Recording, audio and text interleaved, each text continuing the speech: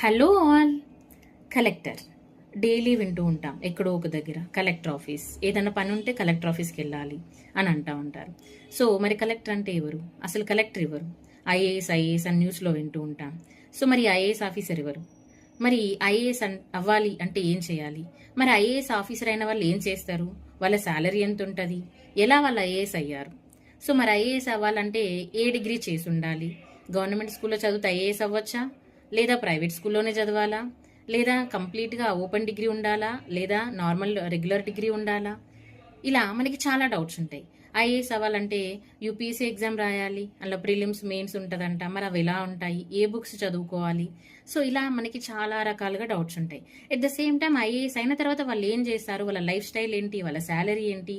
So ఇలా అన్ని doubts కోసము మనం ఒక సిరీస్ అనేది స్టార్ట్ చేస్తున్నాం. ఈ సిరీస్లో మనం ఆస్పిరెంట్ టు ఐఏఎస్ జర్నీ నేర్చుకుంటామండి. Follow our channel for more details. Thank you.